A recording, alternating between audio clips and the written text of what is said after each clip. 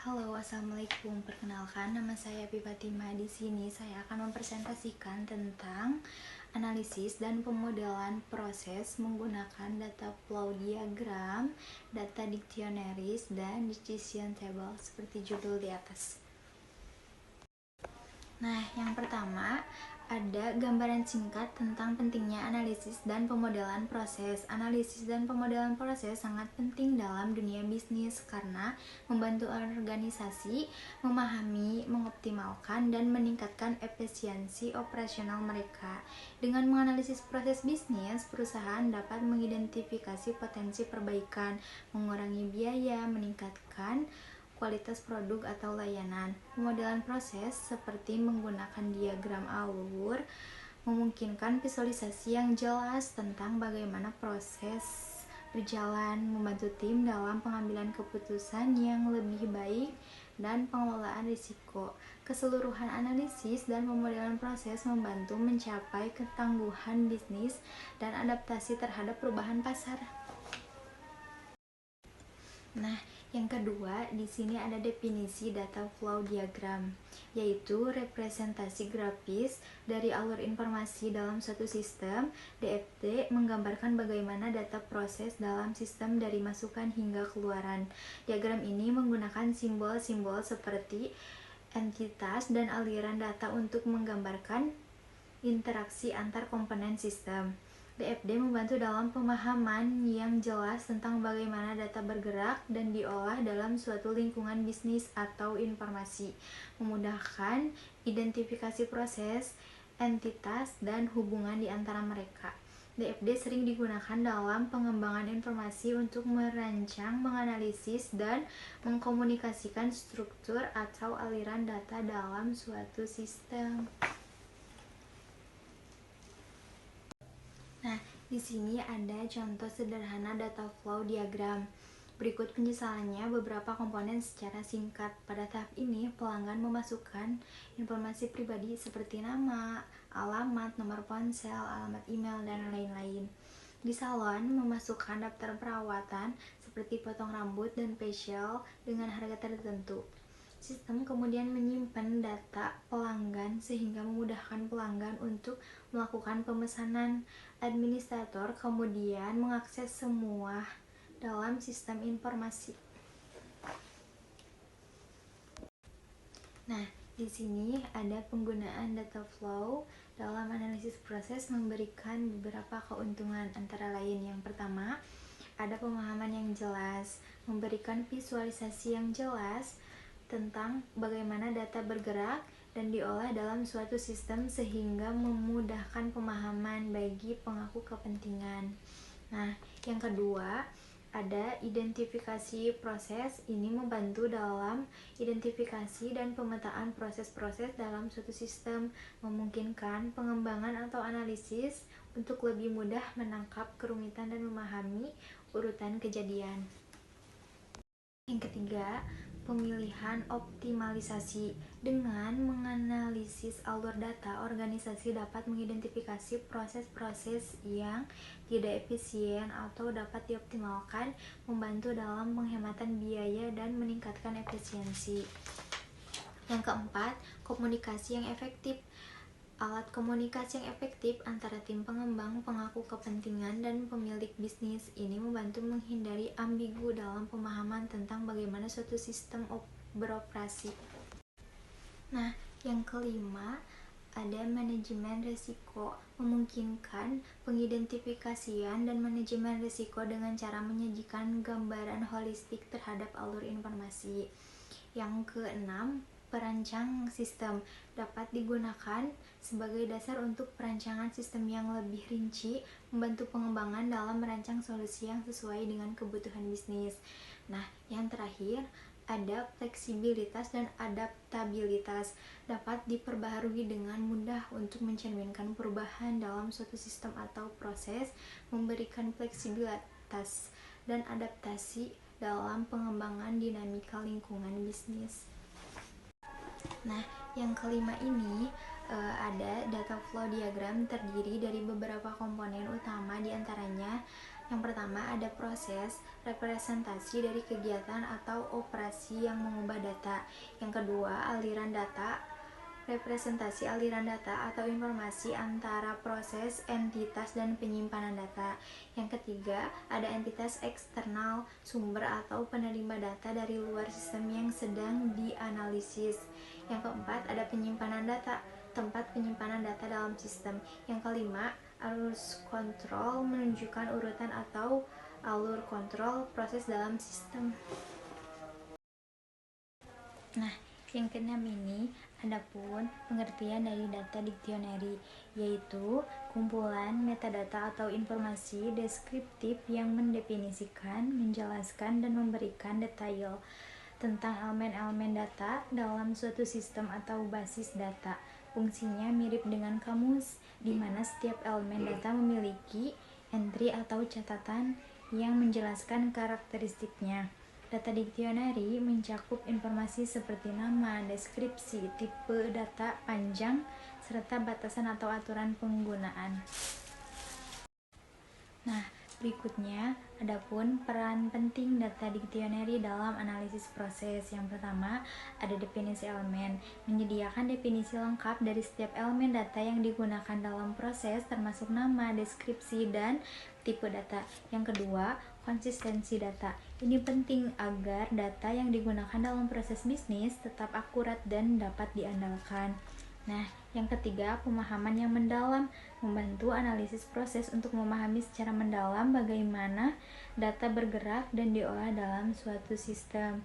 Yang keempat, manajemen perubahan, membantu dalam manajemen perubahan yang efektif. Yang kelima, dokumentasi proses. Ini dapat membantu dalam dokumentasi proses secara menyeluruh termasuk bagaimana data berinteraksi dengan berbagai komponen. Nah, yang keenam, ketetapan analisis. Ini membantu dalam mengidentifikasi potensi perbaikan atau optimasi proses yang berkaitan dengan data. Nah, yang ketujuh, koordinasi tim, memastikan bahwa seluruh tim, termasuk analisis proses dan pengembangan sistem, memiliki pemahaman yang seragam tentang elemen-elemen data yang digunakan dalam sistem. Nah, di sini adapun keuntungan data dictionary. Nah, yang pertama, konsistensi data, membantu memastikan data digunakan secara konsisten di seluruh sistem atau organisasi. Nah, yang kedua, ada pemahaman yang mendalam, memberikan pemahaman yang lebih mendalam tentang elemen-elemen data dalam suatu sistem atau proses. Nah, yang ketiga, manajemen perubahan yang efektif, memfasilitasi manajemen perubahan dengan menyediakan pemahaman yang jelas tentang dampak perubahan pada elemen data. Nah, yang keempat, adapun dokumentasi yang lengkap, membantu dalam dokumentasi proses dan sistem secara menyeluruh. Nah, yang kelima, efisiensi dalam pengembangan dan pemeliharaan, membantu pengembangan dalam merancang dan mengembangkan solusi dengan lebih cepat dan efisien karena mereka memiliki panduan rinci tentang elemen-elemen data yang digunakan dalam sistem. Nah, yang keenam, ada pemecahan masalah yang tepat, memudahkan identifikasi dan pemecahan masalah terkait data. Yang ketujuh, koordinasi tim yang lebih baik, menyediakan dasar konsisten untuk kolaborasi antara anggota tim pengembang, analisis bisnis, dan pengakuan kepentingan lainnya. Nah, yang kedelapan, ada pemahaman pengguna yang lebih baik, memfasilitasi pemahaman pengguna akhir tentang arti dan penggunaan data. Nah, di sini adapun pengertian dari decision table, yaitu suatu metode representasi sistematis yang digunakan untuk merancang, mengelola, dan mengkomunikasikan kebijakan atau logika keputusan dalam suatu sistem. Decision table membantu dalam mengatasi kompleksitas aturan pengambilan keputusan dengan menyediakan struktur tabel yang mudah dibaca. Nah, di sini disebutkan ada beberapa langkah untuk membuat decision table. Yang pertama, ada identifikasi kondisi dan keputusan. Tentukan kondisi-kondisi atau variabel-variabel yang mempengaruhi keputusan yang akan diambil. Nah, yang kedua, ada pilih nama kondisi dan keputusan. Beri nama yang jelas dan deskriptif pada setiap kondisi dan keputusan untuk memastikan pemahaman yang baik. Yang ketiga, ada identifikasi kemungkinan nilai kondisi. Tentukan nilai-nilai yang mungkin atau kemungkinan keadaan untuk setiap kondisi ini mencakup semua kemungkinan kombinasi yang akan diuji. Nah, yang keempat, di sini ada aturan kondisi. Bangun tabel dengan kolom-kolom yang mewakili setiap kondisi dan baris-baris yang mencakup kombinasi nilai yang berbeda. Kombinasi nilai-nilai kondisi untuk menciptakan baris-baris unik dalam tabel. Nah, yang kelima, ada isi keputusan. Di setiap sel dalam tabel, tentukan keputusan atau aksi yang akan diambil berdasarkan kombinasi nilai kondisi di baris tersebut. Setiap sel diisi dengan nilai keputusan yang sesuai. Nah, yang keenam, adapun periksa konsistensi. Pastikan bahwa setiap kemungkinan kombinasi nilai kondisi tercakup dalam tabel dan tidak ada keputusan yang terlewat. Periksa konsistensi tabel untuk memastikan bahwa setiap kondisi dan keputusan memiliki keterkaitan yang benar. Nah, yang ketujuh, di sini ada tambahan aksi untuk kombinasi yang tidak terduga. Jika diperlukan, tambahkan baris tambahan untuk mengenai kombinasi nilai kondisi yang tidak terduga atau untuk menetapkan keputusan spesifik untuk kondisi tersebut. Nah, yang kedelapan ada verifikasi dan validasi.